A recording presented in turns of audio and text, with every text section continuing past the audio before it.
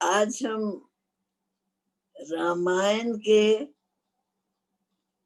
उस कांड में प्रवेश कर रहे हैं जिस कांड का नाम तुलसीदास जी ने स्वयं सुंदर कांड रखा है। सुंदर कांड क्यों है ये कांड? क्योंकि इस सारे कांड में, इस सारे भाग में विशेष रूप से जो केंद्र है इस कांड का, वो है श्री हनुमान जी। श्री हनुमान जी जो भक्ति के प्रतीक हैं, जो सेवा के प्रतीक हैं, जो अपने प्रभु के प्रति एक निष्ठा के प्रतीक हैं। सुंदरकांड उनकी गाथा है। तो सुंदरकांड में प्रवेश करने से पहले जो तुलसीदास जी ने स्तुति करी है हनुमान जी की, हम पहले वही स्तुति गाएंगे और उसके बाद फिर प्रवेश करेंगे। तुलसीदास जी कहते हैं, अतुलित बल धामम। हनुमान जी कौन है? अतुलित बल धाम, जिनका बल इतना है जिसकी तुलना किसी वस्तु से करी नहीं जा सकती। ऐसे बल के जो स्थान है, ऐसे बल का जो घर है, अतुलित बल धामम हेम शैलाभ देहम। और उनका जो शरीर है वो कैसा है? हेम शैलाभ।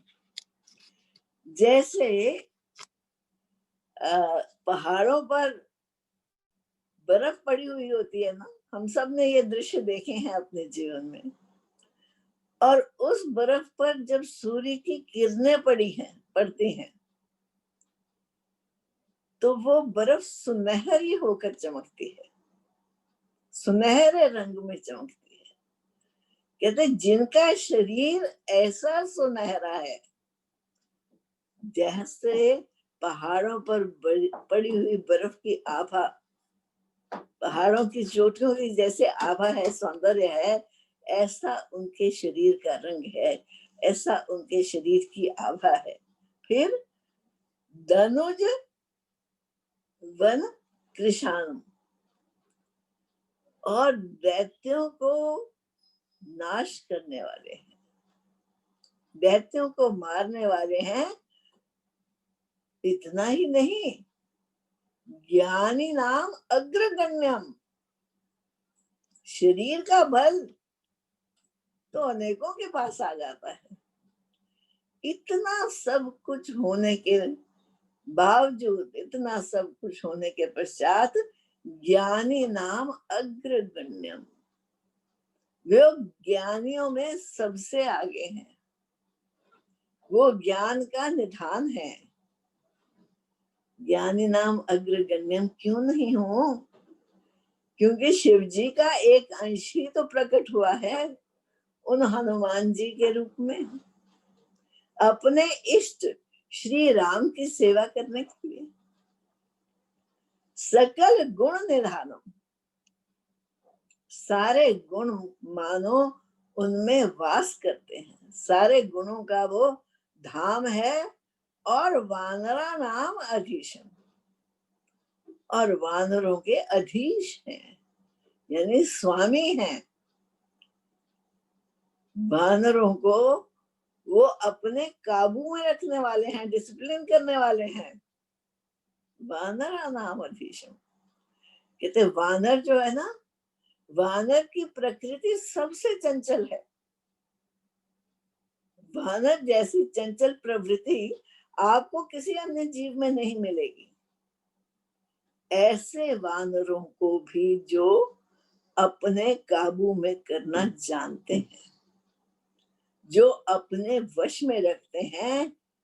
और ये तो हो गए उनके सारे स्थूल के गुण, बाहर के गुण, दृष्ट गुण। लेकिन इन सब गुणों से सर्वोपरि, इस सब गुणों से ऊपर क्या है? रघुपति प्रिय भक्तम, वो श्री राम के प्रिय भक्त हैं। वो श्री राम के, अभी पीछे हमने सुना ना, कह के आए हैं कि तू मुझे लक्ष्मण से भी दुगना प्यारा है, मेरे भाइयों से भी दुगना प्यारा है। जब हनुमान जी के साथ मेल होता है तो वो राम जी के प्रिय भक्त हैं। और वात जातम, जन्म उनका कहाँ से हुआ है? वायु से उनका जन्म हुआ है, यानी वायु की तीव्र गति उनके पास है। ऐसे हनुमान जी को हम नमामि, मैं प्रणाम करता हूं। ऐसे हनुमान जी का मैं गुणगान करता हूँ, प्रणाम करता हूँ। सो ऐसे हनुमान जी की महिमा गाकर अब तुलसीदास जी प्रसंग को आगे बढ़ाते हैं। थोड़े से तुलसीदास जी के श्लोक पढ़ेंगे और उसके बाद फिर कथा में प्रवेश करेंगे। तो जामवंत जी ने हनुमान जी को याद कराया, क्योंकि इतना बड़ा सागर 100 योजन का। अब संपाति ने बता तो दिया कि रावण लेके गए हैं सीता को, और रावण रहता कहाँ है? वो उस लंका में रहता है। लंका जो इस 100 योजन के सागर के दूसरे किनारे पर बसती है। उस लंका में रावण सीता जी को लेकर गया हुआ है। अब इतनी दूरी का अनुमान लगा के सब उत्साह छोड़ के बैठ गए, हतप्रभ होके बैठ गए कि हम जाएं तो वहां कैसे जाएं। तो जामवंत जी जो सब में वयोवृद्ध हैं, बुजुर्ग हैं, वो हनुमान जी को याद दिलाते हैं कि तुम भूल गए हो, तुम वात जातम, तुम वायु के पुत्र हो, और तुम्हारे पास वायु की गति है। अतुलित बल धामम, तुम्हारे बल की कोई सीमा नहीं है। ये ऋषियों के श्राप के कारण अपने बल को तुम भूल चुके हो, विस्मृत कर चुके हो। उसे याद करो और अपने बल का आवाहन करो। तो जामवंत जी ने जब ये बात कहे, जामवंत के वचन सुहाए, सुनी हनुमंत हृदय अति भाए, तब लगी मोहे परिखेहु तुम भाई, सही दुख कंद मूल फल खाए। तो जब जामवंत जी ने ये बात कही हनुमान जी को, तो उनको ये बात बहुत अच्छी लगी और उन्होंने तुरंत अपने उस वानर शरीर को विशाल रूप में प्रकट कर दिया। और विशाल रूप में प्रकट करके क्या कहते हैं? बाकी वानरों को आदेश देते हैं, कहते हैं देखो, जब लग मोही परिखेहु तुम भाई, सही दुख कंद मूल फल खाई। मैं जा रहा हूं रावण की लंका में सीता मैया की खोज में, लेकिन ये समझ के कि मैं गया और मैं खोज के लाऊंगा, कहीं तुम वापस ना लौट जाना किष्किंधा, तुम यहीं पर मेरी प्रतीक्षा करो। जब तक मैं खोज करके पता लगाकर आ नहीं जाता, तुम यहीं पर कंद कंद मूल फल खाओ और यहीं पर मेरी प्रतीक्षा करो।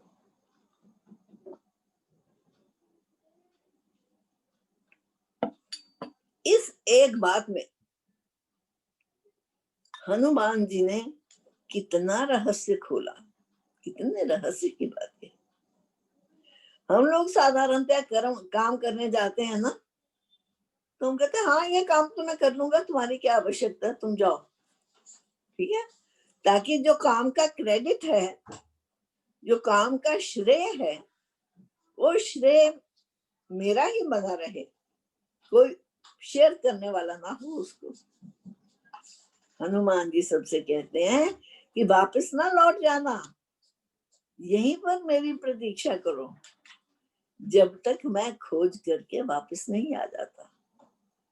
और अगर मेरी खोज सफल हो जाती है तो हम सब सफलता का श्रेय लेकर इकट्ठे राम जी के चरण में जाएंगे, इकट्ठे महाराज सुग्रीव के चरण में जाएंगे।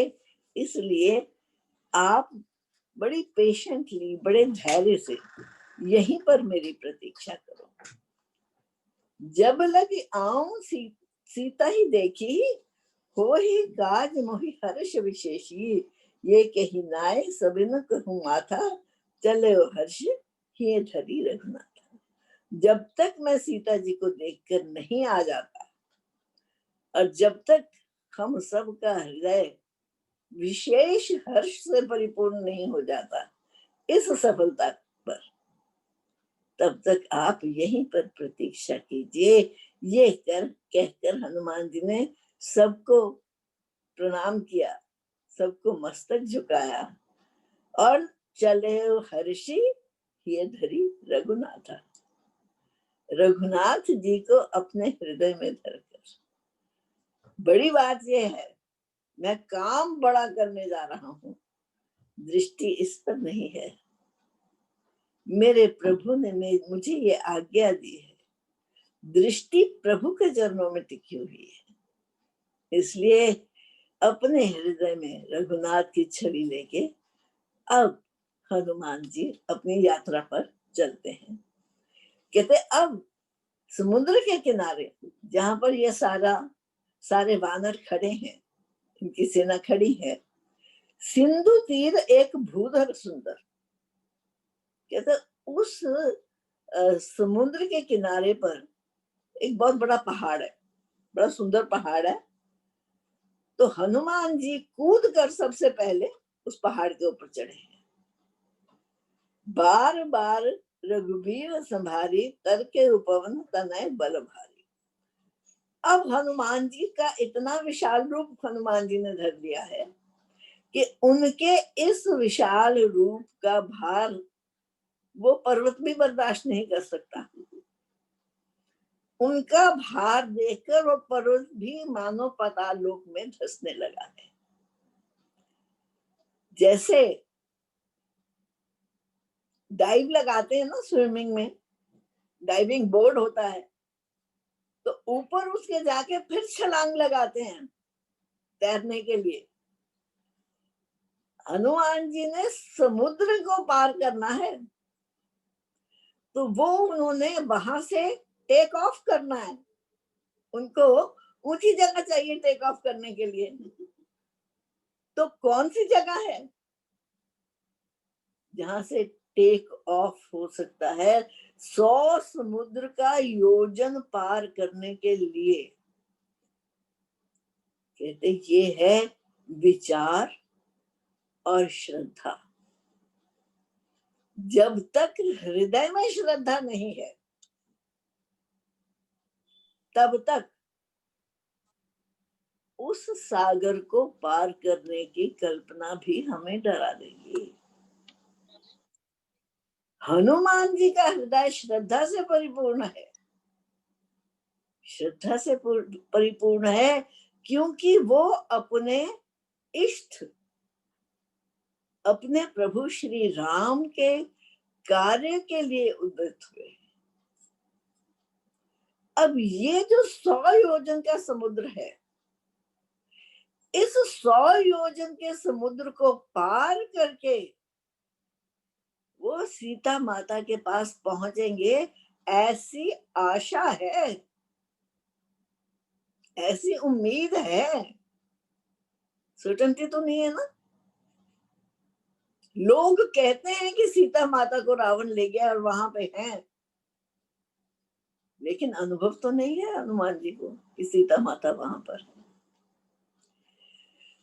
साधक सीता माता कौन है?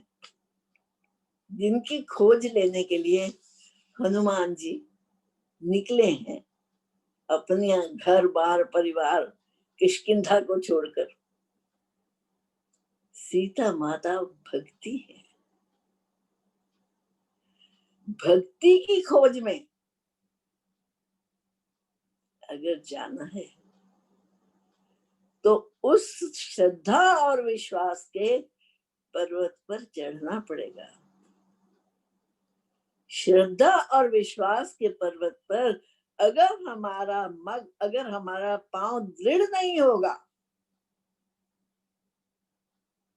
तो हम 100 योजन के समुद्र को पार करने का प्रयास ही भला क्यों करेंगे। यहाँ तो हमारे पांव के तले भूमि है, हम जानते हैं। ये संसार तो हमने देखा भाला, सुख इसका खोजा। सारी दुनिया इसी प्रकार रह रही है, इसी संसार में रह रही है जैसे हम रह रहे हैं।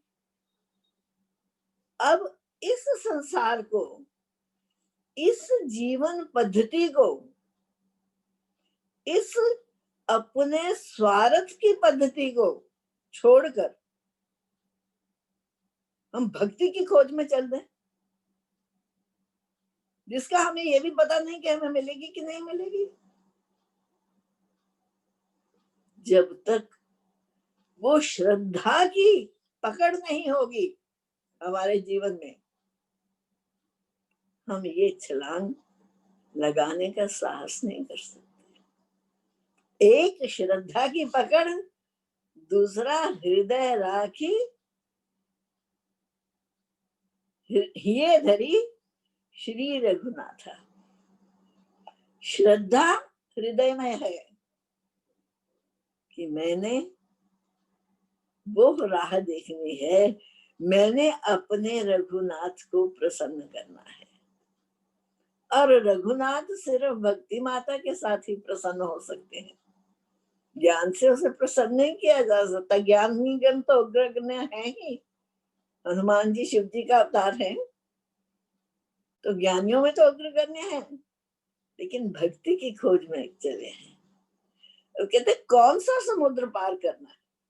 ये जो 100 योजन का समुद्र पार करके सीता जी की खोज में वो जा रहे हैं लंका, ये सागर है काम, क्रोध, लोभ, मोह, अहंकार। जब तक हम इन सब विकारों को ट्रांसेंड नहीं कर देते, इन विकारों से जब तक हम ऊपर नहीं उठ जाते, तो भक्ति माता का सानिध्य हमें कैसे मिलेगा। कामना भी रहे मन में और हम भक्त भी बन जाए, क्रोध भी रहे मन में और हम भक्त भी बन जाएं, तो दोनों का निवास एक साथ नहीं हो सकता। अगर सीता माता की खोज करनी है तो इस 100 योजन के सागर को पार करना ही होगा। अब हनुमान जी बड़े उत्साह से भगवान राम को अपने हृदय में रख के आकाश में छलांग लगाते हैं इस सागर को पार करने के लिए। सागर देखता है कि ये राम के काज करने के लिए अपने प्राणों की परवाह किए बिना कैसे रास्ते पर चल पड़े हैं। तो वो अपने अंदर से एक पर्वत प्रकट कर देता है। वो पर्वत है मैनाक। मैनाक नाम का पर्वत राह में आता है।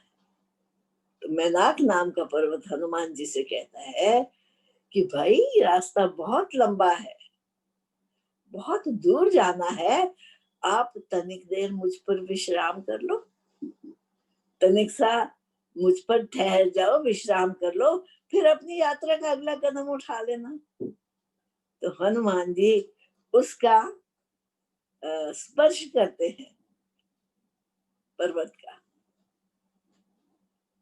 और कहते हैं मैं राम कार्य करने के लिए जा रहा हूं। इसलिए जब तक मैं जाकर उस कार्य को पूर्ण नहीं कर लेता, तब तक मैं विश्राम नहीं कर सकता। हनुमान तहि परसा कर पुनि कीन प्रणाम, राम काजू कीने बिना मोहि कहाँ विश्राम। सो मेरे तो विश्राम तभी मिलेगा जब मैं अपने प्रभु को के कार्य को पूरा करूंगा। और हाथ जोड़कर नमस्कार करके उस पर्वत को वो आगे चल पड़ती है। पहला जो पर्वत पार करना है वो अपनी सुविधा का पर्वत पार करना है। कंफर्ट्स,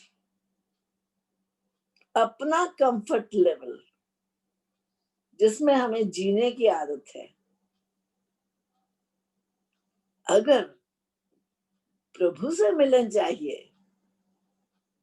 तो अपना कंफर्ट लेवल भूलकर फिर प्रभु का मानदंड अपनाना पड़ेगा।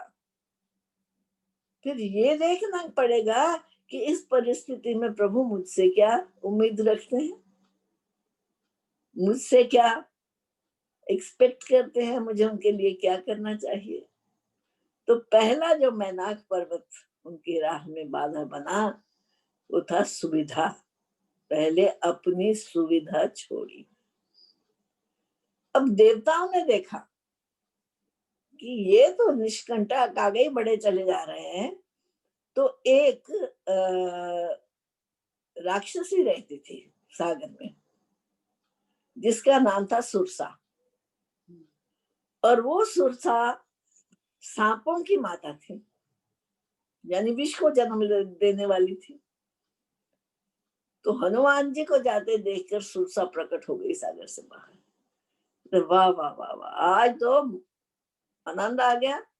आज तो देवताओं ने मेरे आहार के लिए देखो कैसा सुंदर वानर मेरे पास भेज दिया। और कहने लगी तुम जा नहीं सकते क्योंकि मैं तो तुम्हें आहार बनाऊंगी, बड़े दिन से मैं भूखी हूं और मुझे आहार चाहिए। तो हनुमान जी प्रणाम करते हैं, बड़ी कोशिश करते हैं कि माता मैं जिस कार्य से जा रहा हूं वो कार्य करके आ जाऊं, फिर मुझे आहार बना लेना। लेकिन वो तो परीक्षा लेने के लिए देवताओं ने उसको नियुक्त किया है। परीक्षा क्या लेनी है कि देखो इसकी बुद्धि कितनी है, कितनी चतुराई है काम करने में।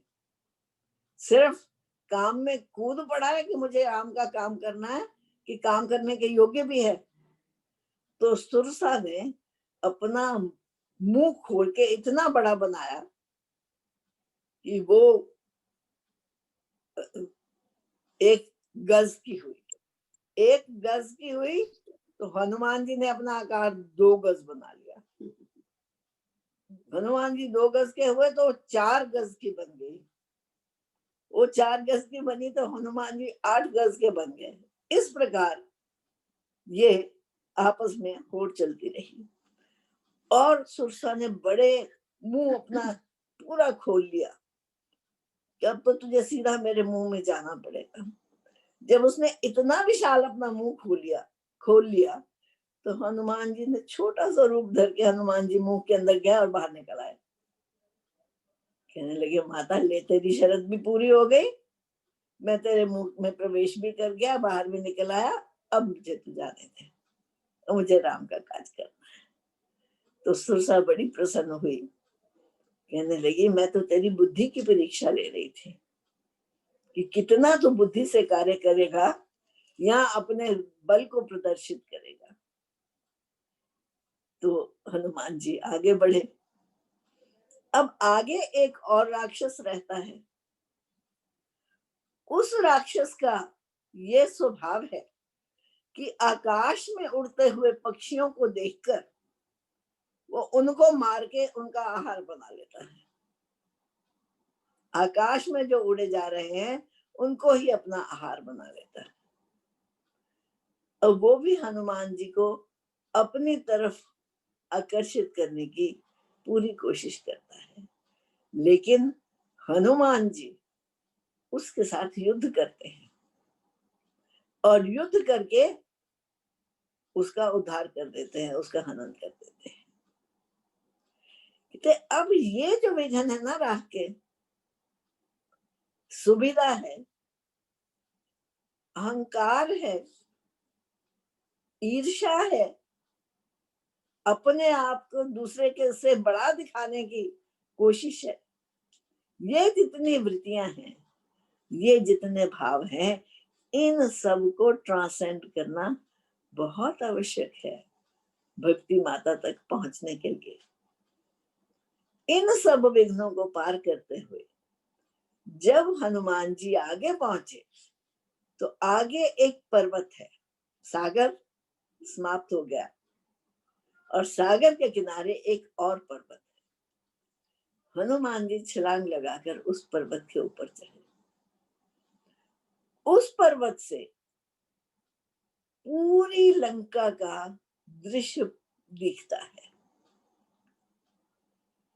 जैसे लंका एक वैली है, एक घाटी है, जो इस पर्वत के टॉप से, इस पर्वत की चोटी से पूरी तरह दिख रही है।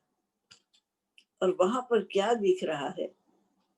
सारी नगरी सोने की बनी हुई है, सोने के परकोटे बने हुए हैं, ऊंचे ऊंचे द्वार बने हुए हैं और सोने की चार दीवारी है जो सारी लंका को सुरक्षित किए हुए है।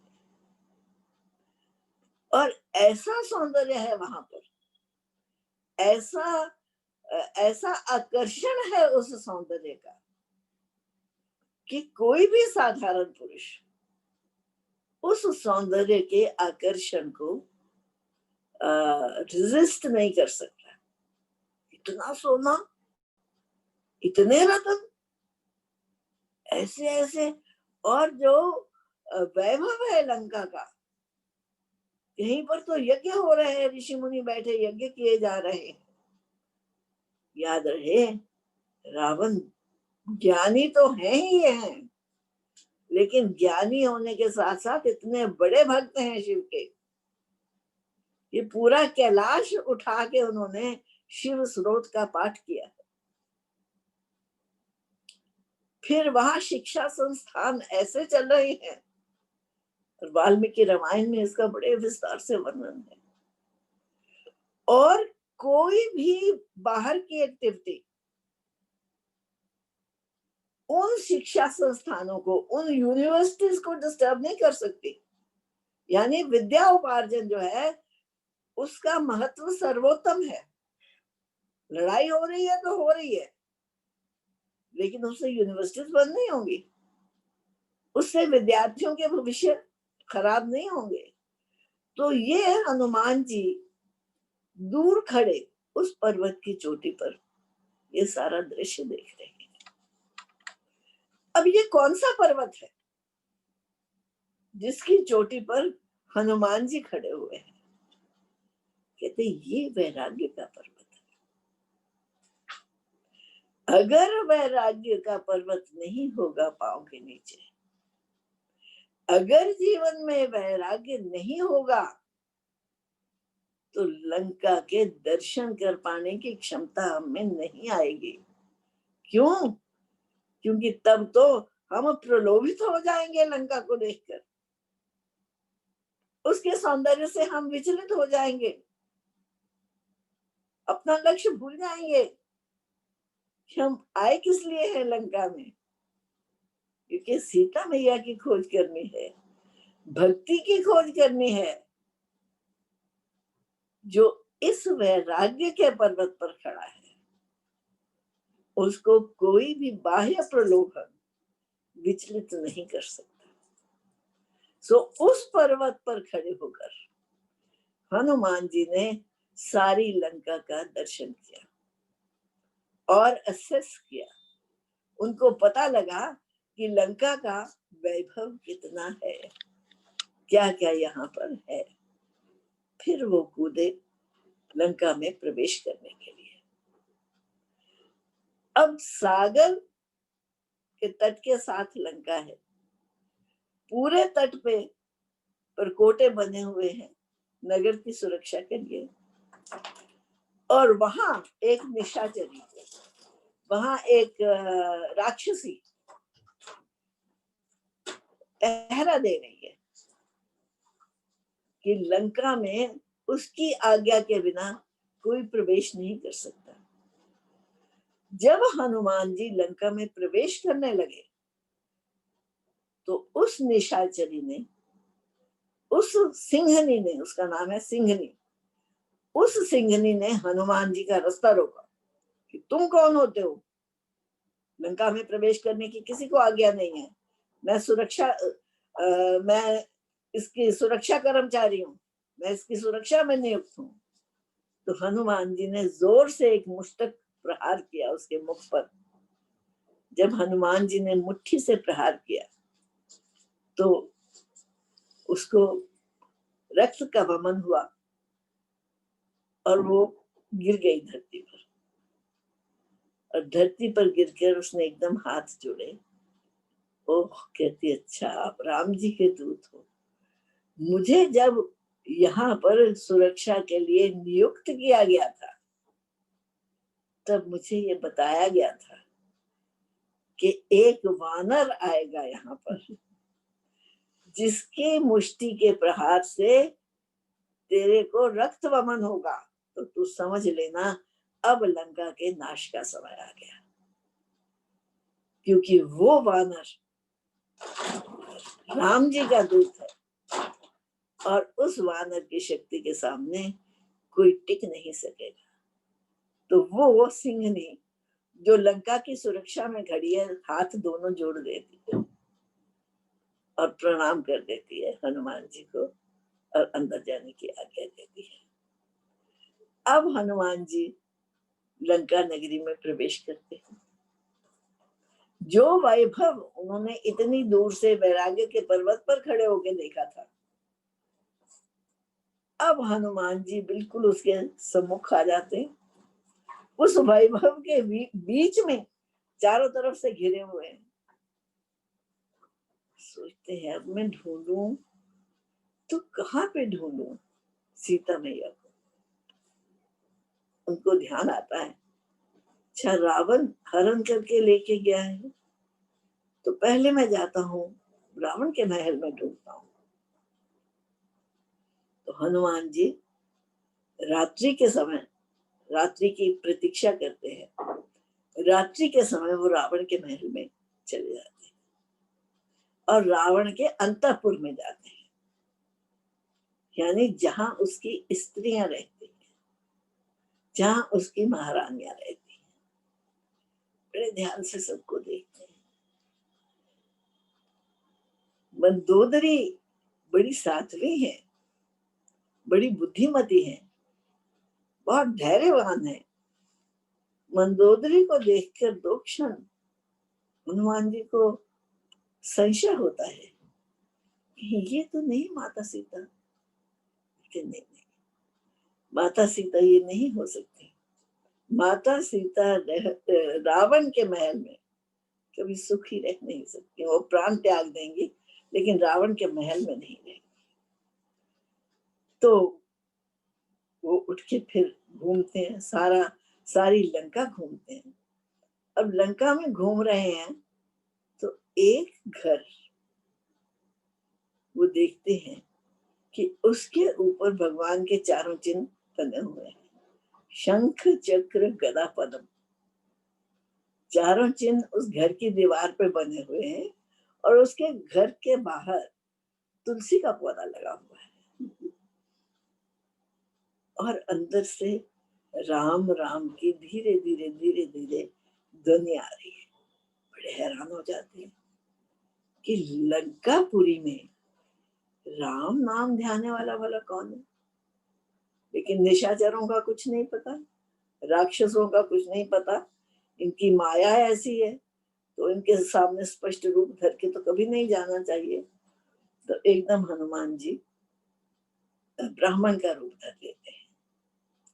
ब्राह्मण का रूप धर के वो द्वार खटखटाते हैं उस घर का तो अंदर से विभीषण जी बाहर आते हैं, तो बड़ा सत्कार करते हैं ब्राह्मण का।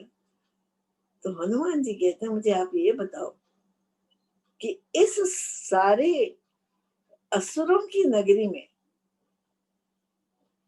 आपके मुख से राम का नाम कैसे निकल रहा है? आप भगवान की भक्ति कैसे करते हैं?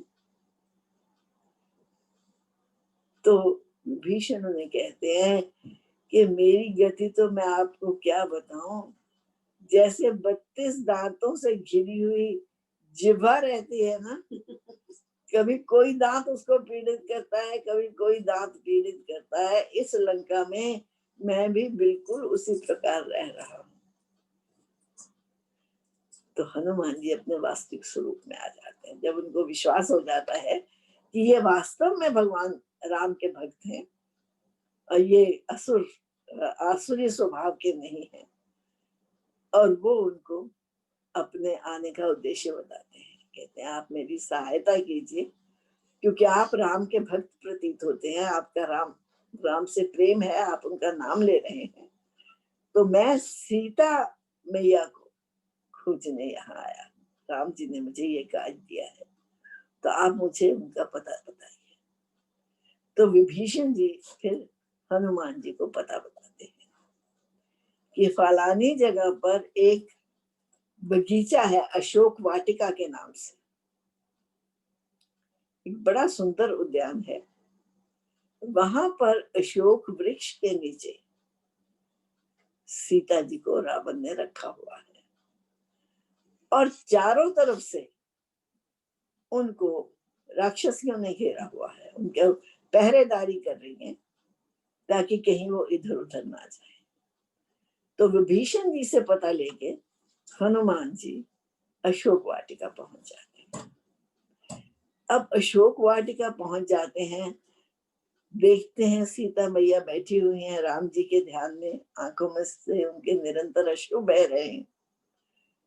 तो हनुमान जी सोचते हैं कि मैं अपने आप को कैसे प्रकट करूं, क्योंकि ये तो विश्वास नहीं करेंगे मेरा।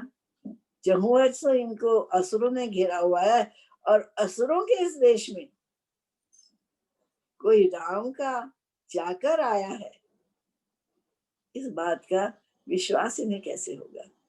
तो हनुमान जी सूक्ष्म रूप धर के छोटे से बन के उस पेड़ के ऊपर जाकर बैठ जाते हैं, जिस पेड़ के नीचे सीता मैया बैठे हुए हैं, और प्रतीक्षा करते हैं कि सारी राक्षस रात हो गई, अब सारी राक्षसियां सो जाएं और सीता मैया अकेली मिलें। तो जब सीता मैया अकेली बैठी हैं, तो वो मुद्रिका जो प्रभु ने दे के हनुमान जी को भेजा था कि तुम ये निशानी दिखाना सीता को, तब उसे विश्वास हो जाएगा कि तुम मेरे द्वारा भेजे गए दूत हो। तो पेड़ के ऊपर से वो मुद्रिका गिरा देते हैं। मुद्रिका गिराते हैं, धरती पर गिरने से उसकी छन से आवाज आती है, तो सीता मैया चौंक जाती है। और जब वो देखती है मुद्रिका, पहले तो बहुत घबरा जाती हैं कि पता नहीं कोई इन राक्षसों का कोई इतबार तो है नहीं, मेरे पति का कोई अनर्थ ना कर दिया हो, मेरे पति की मुद्रिका यहाँ कैसे आई। और वो विलाप करने लगती हैं, हा राम हा राम। तो हनुमान जी उतर के पेड़ से नीचे आके उनके चरणों में पड़ जाते हैं। तो कहते हैं, मैया ऐसी कोई बात नहीं है, आप चिंता न करो, ये मुद्रिका मैं लेके आया हूं। तो माता कहती, तुम कौन? मैं राम जी का दास। राम जी ने मुझे आपकी सूचना लेने के लिए यहाँ भेजा। तुम कैसे आए 100 योजन का सागर लांग कर? कि भैया मैं थोड़े ना आया, मेरे मुंह में ये जो मुद्रिका थी ना, मेरे मुंह में जो राम का नाम था ना, जो मेरे हृदय में रघुनाथ बैठे हुए थे ना, वो मुझे 100 योजन का सागर पार करके आपके पास ले आए इस काज को करने के लिए। तो फिर ये सीता जी को विश्वास दिलाते हैं और सीता जी बड़े प्रेम से, बड़े आदर से पुत्र कहकर संबोधन करती हैं। कहते मैया मुझे तो बहुत भूख लगी है, इतना मैं लंबा सफर तय करके आया हूँ, इतना लंबी मैं अपना उड़कर आया हूँ समुद्र के ऊपर से, तो मेरे बहुत भूखा हूँ। क्योंकि देखने वाली बात यह है कि हनुमान जी गए हैं लंका। लंका जाकर सीता जी को मिलना उनका मुख्य उद्देश्य है, लेकिन वो दूत बनकर आए हैं राम जी का, जहां उनको पता है कि राम जी भी कल इस लंका पर अवश्य आक्रमण करेंगे सीता मैया को वापस ले जाने के लिए। इसलिए वो पूरी तरह सर्वे करना चाहते हैं, निरीक्षण करना चाहते हैं लंका की स्थिति का। लंका की सैनिक स्थिति कैसी है, उसके योद्धा कितने बड़े बड़े हैं, उसके राज्य की क्या स्थिति है। सो वो बहाना तो बनाते हैं भूख का, और वहां खूब फलों के पेड़ लगे हुए हैं उस वाटिका में, तो एक पेड़ पे कूदे, दूसरे पे कूदे, तीसरे पे कूदे और खूब फल उजाड़ दे। उजाड़ के कुछ खाते हैं, कुछ फेंकते हैं, तो कोलाहल मच जाता है, सारी शोर मच जाता है। ये वाटिका को कौन उजाड़ रहा है, जहाँ इतना सख्त पहरा है कि कोई जा नहीं सकता, वहां इस वाटिका को उजाड़ने कौन आ गया। तो पूरी की पूरी सेना रावण की टुकड़ी आती है, जो पहरेदार होते हैं वाटिका के, तो वो सारे हनुमान जी के सामने पड़ते ही वो खत्म होते जाते हैं, क्योंकि कोई उनके सामने खड़ा ही नहीं हो सकता। रावण को भी सूचना मिलती है कि कोई ऐसा जी वानर आया है, वो वानर पूरी तरह इस वाटिका को उसने उजाड़ दिया है, उजाड़ रहा है। रावण को बड़ा क्रोध आता है, वो कहता है अच्छा, वो अपना बेटा उसका है अक्षय कुमार, छोटा बेटा है, तो अक्षय कुमार को सेना का सेनापति बना के भेजता है कि अक्षय तू जा, देख उसको, वानर को काबू कर, साधारण सेनाओं से काबू नहीं कर सकती। तो अक्षय कुमार भी अपनी सेना के साथ आ जाते हैं उसको काबू करने के लिए। अब एक तरफ हनुमान जी हैं, दूसरे योद्धा उनके सामने क्या करेंगे भला। और इस युद्ध में अक्षय वीर गति को प्राप्त हो जाता है, यानी अक्षय अपने प्राणों से हाथ धो बैठता है। तब तो और भी ज्यादा हड़कंप बच जाता है कि एक अकेला वानर और उसकी ये हिम्मत। अब रावण का जो बड़ा बेटा है मेघनाद, वो बहुत बड़ा योद्धा है, इतना योद्धा है कि उसके गरज से इंद्र भी कांपता है, इसलिए उसका नाम इंद्रजीत भी रखा हुआ है, मेघनाद। तो रावण मेघनाद को बुला के कहता है कि इंद्रजीत तुम जाओ, उस वानर को काबू करके लाओ, किसी और के काबू में आ नहीं रहा, देखो तो सही कि है कौन। तो मेघनाद अपने पूरे बल दल सहित जाता है वहां पे। अब हनुमान जी देखते हैं कि ये बल दल सहित आ गया, लेकिन प्रयोजन हनुमान जी का क्या है, वो रावण के सामने जाना चाहते हैं। और मेघनाद जब देखता है कि ये तो बहुत बलवान है, तो वो ब्रह्म अस्त्र का संधान करता है। हनुमान जी को यह वर प्राप्त है ब्रह्मा से कि ब्रह्म अस्त्र कभी उन पर प्रहार नहीं कर सकेगा, कभी प्रहार नहीं करेगा। लेकिन हनुमान जी ने उस मौके का फायदा उठाना है कि आज मेघनाद आया है, तो वो उस ब्रह्म अस्त्र को हाथ में पकड़ लेते हैं। मेघनाथ बड़ा हैरान होता है कि किसमें इतनी ताब कि ब्रह्मास्त्र को हाथ से पकड़ ले। तो हनुमान जी कहते हैं, देखो मेघनाथ, तुम मुझे लेने आए हो ना, और रावण ने कहा था उसको जीवित लेके आना मेरे पास, मारना नहीं, मैं देखूं तो सही कि है कौन। तुम मेरे को लेने आए हो, ठीक है, तुमने ब्रह्मास्त्र का संधान किया है, मैं ब्रह्मास्त्र का अपमान नहीं करूंगा। और उन्होंने हाथ जोड़ लिया, मैं बंध जाऊंगा ब्रह्मास्त्र से, लेकिन मेरी भी एक शर्त है।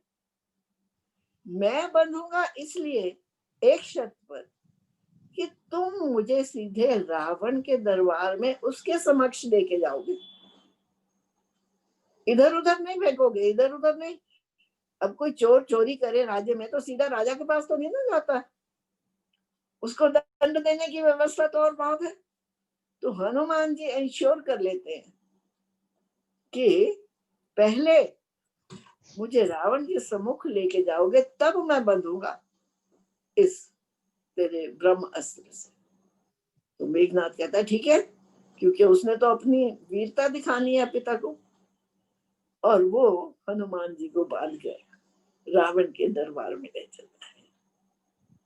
रावण भी बड़ा हैरान कि एक वानर और इतना उत्पात कि उसको मेरी सेना काबू नहीं कर सकी, इतना उत्पात की मेरे एक पुत्र का भी वध कर दिया उसने। तो जब वो उसके दरबार में जाता है, बैठता है, हनुमान जी बैठने लगते हैं, तो पहले अपने बैठने के लिए हनुमान जी आसन बनाते हैं।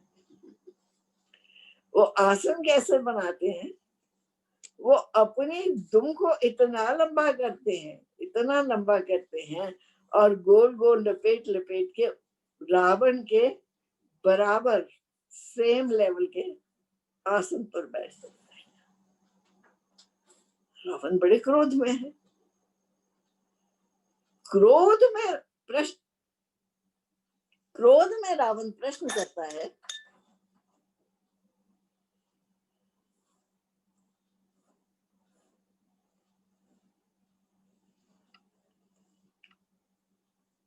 कहते तू कौन है। हनुमान जी चुप हो जाते हैं। पूछता है मैं कौन हूँ। अरे इसी खोज में तो मैं चल रहा हूँ कि मैं कौन हूँ, मुझे पता लगे कि मैं कौन हूँ, मेरा स्वरूप क्या है, मेरा सत्य क्या है। 2 क्षण के लिए वो ध्यान करते हैं रघुनाथ का। कहते हैं मैं रघुनाथ का दास हूँ, दासो हम, मैं राम जी का दास हूँ। रावण कहता है दास है, है? इतना नीचे तू। हनुमान जी कहते हैं मैं राम जी का दास हूँ, मैं कामना का दास नहीं हूँ, मैं क्रोध का दास नहीं हूँ, मैं लोभ का दास नहीं हूँ। यानी जितने भी विकार हैं इस संसार में, उन सब पर विजय प्राप्त करके मैं राम का दास हो पाया हूँ। तू काम का भी दास, तू क्रोध का भी दास, तू लोभ का भी दास। और खूब उसको सुनाते हैं। रावण कहता है प्राण दंड दे दो इसको, प्राण खत्म, इसको खत्म कर दो, ऐसा उदंड वानर है। तो विभीषण खड़े हो जाते हैं। विभीषण कहते हैं आप ये नहीं कर सकते, क्योंकि दूत तो केवल दूत है, वो तो केवल राजा की आज्ञा से आया है, और राजा की आज्ञा से वो राजा का संदेश दे रहा है। तो दूत का वध करना कहीं पर भी किसी शास्त्र में भी उचित नहीं। तो अगर आप दूत का वध करोगे तो आप हमेशा हमेशा के लिए अपनी कीर्ति खो दोगे, हमेशा के लिए आप इतिहास में बदनाम हो जाओगे। इसलिए ये कुकर्म मत करो।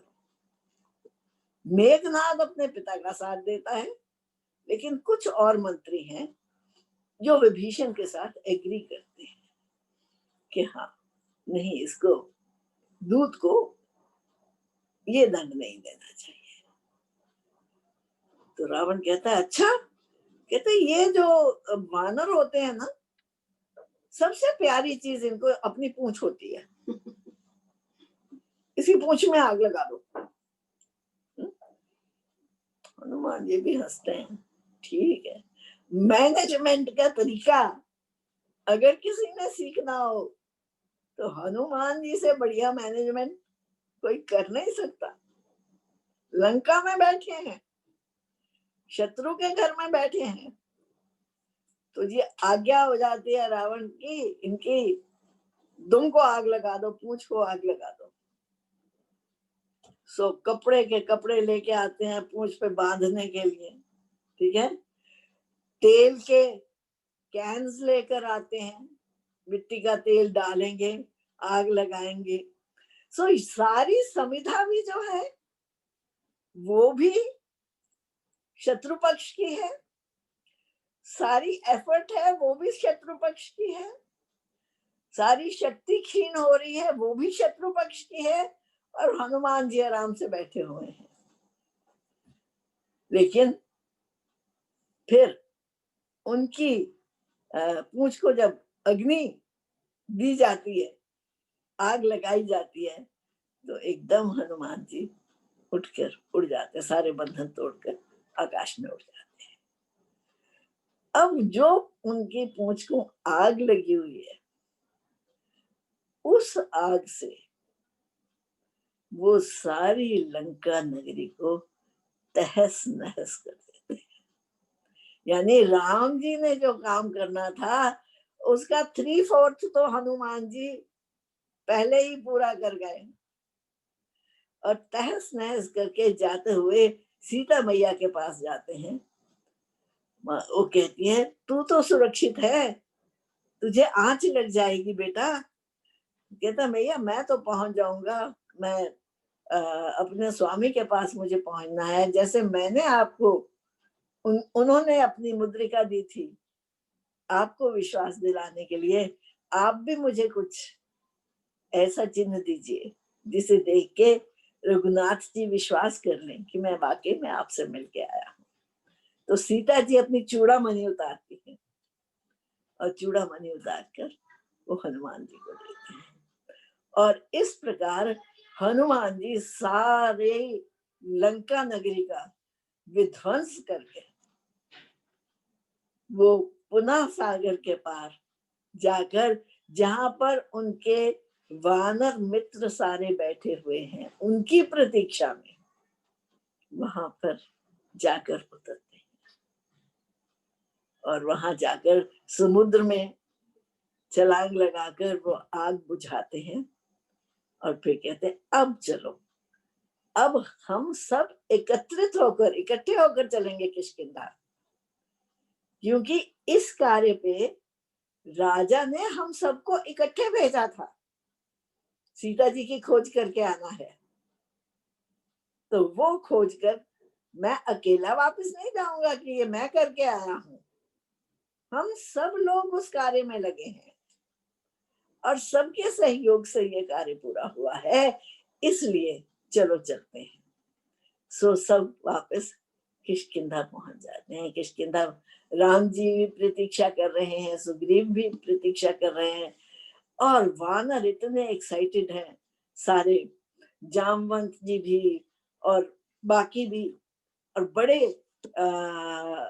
उत्साह से वो राम जी को बताते हैं कि ऐसे हनुमान कूदे, ऐसे उन्होंने 100 योजन का सागर पार किया, ऐसे वो सीता जी को मिल के आए, सब कहानियां सुनाते हैं, क्योंकि हनुमान जी ने आके सबको कहानी सुनाई थी कि सीता मैया को कैसे मिले थे।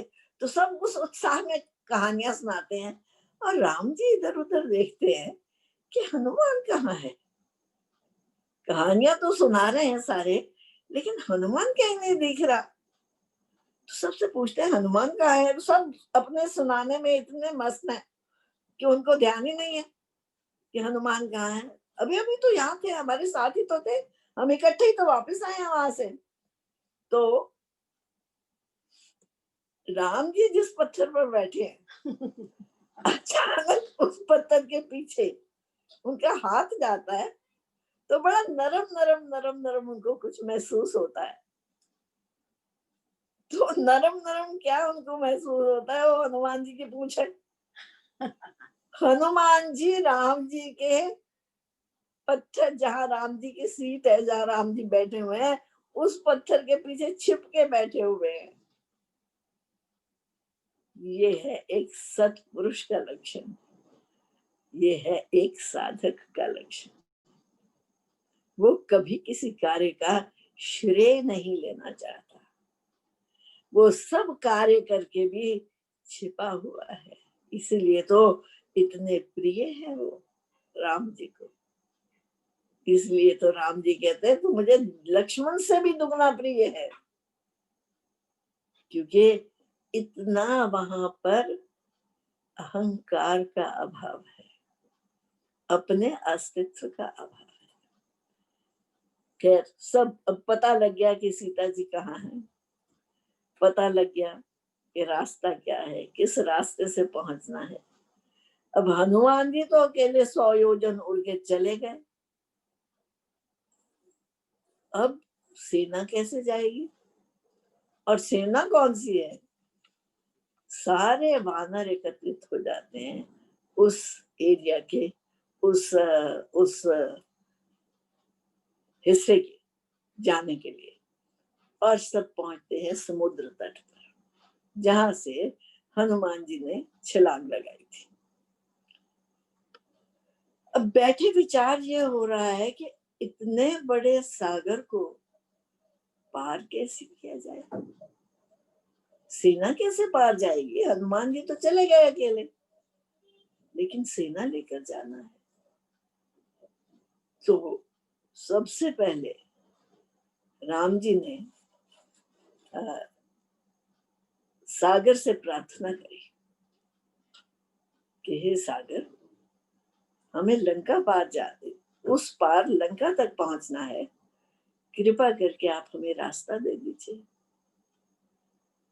और सागर तो अपने अभिमान में बैठा है कि मैं कैसे रास्ते दूंगा, मैं थोड़ा ना अपने आप को सोच सकता हूँ। जब सागर का ये अभिमान देखा भगवान ने, तो भगवान ने अपनी भ्रिकुटी टेढ़ी करी, अपनी एक नजर टेढ़ी करी और अपना बाण उठाया, और उनके बाण चलाने की भी जरूरत नहीं थी। उनके बाण उठाने मात्र से सागर का सब जल जो था उबलने लगा, और उसमें जो मछलियां थी, मगर थे, जीव जंतु थे, सब तड़पने लगे। फिर सागर के अभिमान जरा उसका नीचे आया और हाथ जोड़कर भगवान से क्षमा याचना करने लगा, भगवान आप मुझे क्षमा कीजिए, कृपा करो मेरे पे, आप शांत हो। तो भगवान फिर शांत हुए। तो सागर कहता है, आप मुझ पर पुल बांध लीजिए। अब पुल बांध लें, पुल कैसे बांधे? पुल बांधना कोई छोटी बात है, और वो भी इतने लंबे सागर पर। अभी इस बात पे सब विचार कर रहे हैं। तो जामवंत जी क्योंकि सीनियर मोस्ट है ना, सबसे वृद्ध है ना, वयोवृद्ध है, तो वो नल और नील ये दो भाई हैं वानरों की सेना में, ये आर्किटेक्ट्स हैं, ये भवन बनाने की विद्या जानते हैं, लेकिन ये भी चुपचाप बैठे हैं, कुछ नहीं बोलते। तो जामवंत जी उनको कहते हैं कि तुम चुप क्यों बैठे हो भाई, तुम्हारे पास ये विद्या है, तुम इस सागर पर पुल बांध सकते हो। उन भाइयों की कहानी ये है कि उनको भी श्राप मिला हुआ है कि जब तक तुम्हें कोई तुम्हें कहेगा नहीं ना, तुम कभी अपनी विद्या का प्रदर्शन नहीं करोगे। इसलिए वो चुपचाप बैठे। तो जब जामवंत जी कहते हैं तो दोनों एकदम तैयार हो जाते हैं, और उनकी देखरेख में सारे वानर आसपास से पत्थर उठा उठा कर लाते हैं, और एक एक पत्थर पर राम नाम लिखकर वो पुल बनाना शुरू कर देते हैं। पुल बनाना शुरू कर देते हैं और पुल बनना शुरू हो जाता है, सागर के ऊपर पत्थर तपने लगते हैं। अब ये जो पुल है ना, this is the first ever bridge built on the sea. इतनी हमारे विज्ञान की उन्नत अवस्था थी उस वक्त, त्रेता युग में। ये आज के जो लोग अधर्मी लोग कहते हैं कि ये तो फैक्ट ही नहीं है, अब तो साइंस ने भी प्रूव कर दिया, नासा ने भी प्रूव कर दिया कि उस पुल के अवशेष आज भी उस सागर में देखे जा सकते हैं। तो ये पुल बनना शुरू हो जाता है। अब राम जी कहते हैं सारे इतनी मेहनत कर रहे हैं, सारे पत्थर लाला के डाल रहे हैं, मैं भी कुछ पत्थर डालूं, मैं भी कुछ काम करूं। तो राम जी भी एक पत्थर उठाते हैं और वो पुल में लगाने की कोशिश करते हैं, और वो पत्थर डूब जाता है। राम जी इधर उधर देखते हैं, किसी ने देखा तो नहीं कि मेरा नाम लिख लिख के सारे पत्थर लगा रहे हैं और पुल बनता जा रहा है, मैं अपने हाथ से पत्थर लगाता हूँ तो वो टिकता नहीं है, वो गिर गया, वो समुद्र में डूब गया। तो देखते हैं कि हनुमान जी बैठे हुए दूर हंस रहे हैं बड़े मजे से। तो राम जी बुलाते हैं हनुमान को, कहते हनुमान तूने देखा, मैंने पत्थर लगाने की कोशिश करी तो वो तो डूब गया। हनुमान जी कहते हैं प्रभु, जिस पत्थर को आप छोड़ देंगे वो डूबेगा नहीं तो और क्या होगा उसके साथ। जिसको आप भी छोड़ देंगे उसके लिए डूबने के अलावा कोई चारा नहीं है। तो इस प्रकार बड़े, और एक गिलहरी है, गिलहरी देख रही है कि सब लगे हुए बानर इस पुल को बनाने में। वो जाती है, रेत में लोटपोट होती है, सारी रेत उसके शरीर पे लग जाती है, फिर वो आके जहाँ पुल बन रहा है वहां लोटपोट होती है, फिर शरीर को गीला करती है, फिर जाकर वो लोटपोट होती है और यानी रेत लग जाती है। राम जी उस गिलहरी को देख रहे हैं, उसको अपने हाथ में ले लेते हैं, कहते तुम क्या कर रही हो? कहती मैं सहयोग करना चाहती हूँ, जितना मैं कर सकती हूँ, मैं और कुछ नहीं कर सकती। मैं अपने शरीर पे रेत तो लगा सकती हूँ ना जो पत्थरों को जोड़ दे। तो राम जी उसको बहुत प्यार करते हैं, और कहते किंवदंती है, लोग कहते हैं कि जो गिलहरी के शरीर के ऊपर 3 लाइनें हैं ना,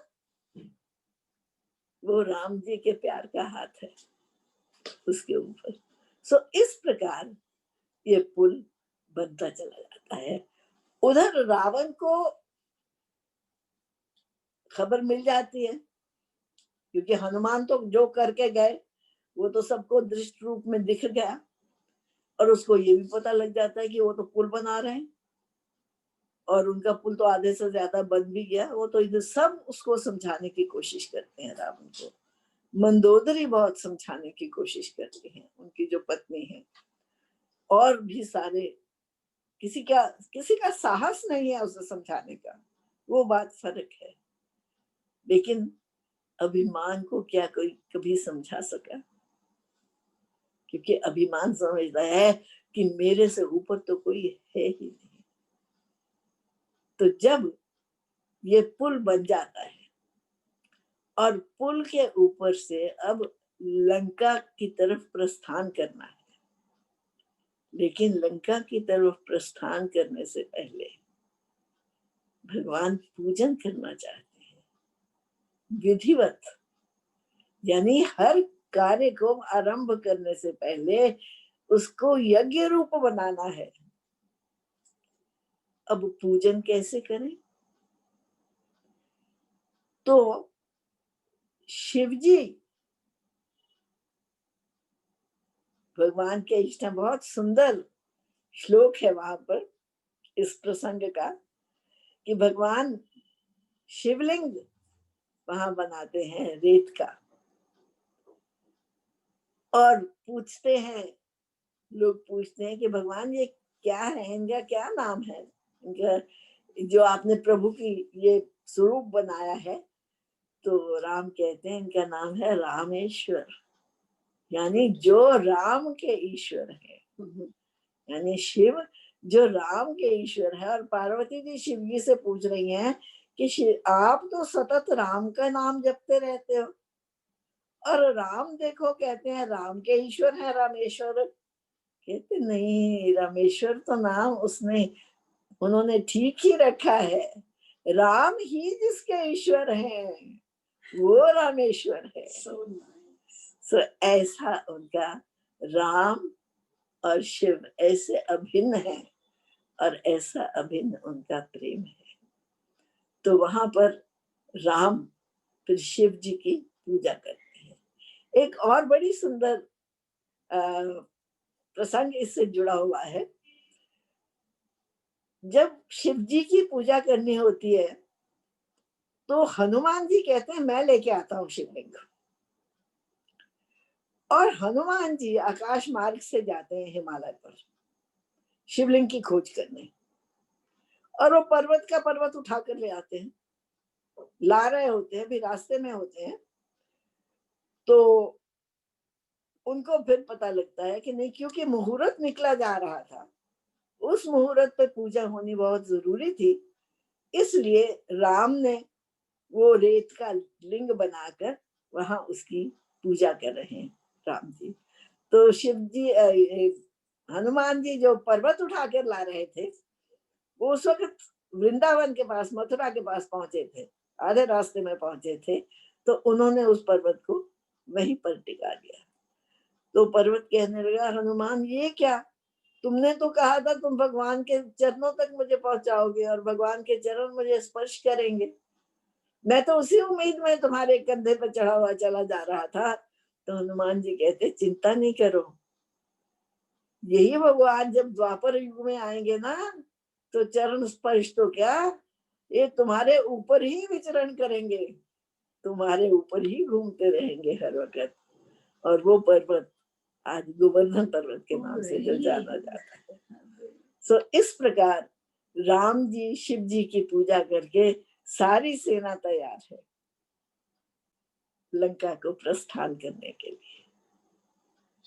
और इस सारे कांड में हनुमान जी का सौंदर्य, हनुमान जी की विनम्रता, हनुमान जी का दासत्व, हनुमान जी का ईश्वरत्व, सारे गुण भिन्न भिन्न रूपों में प्रकट हुए हैं।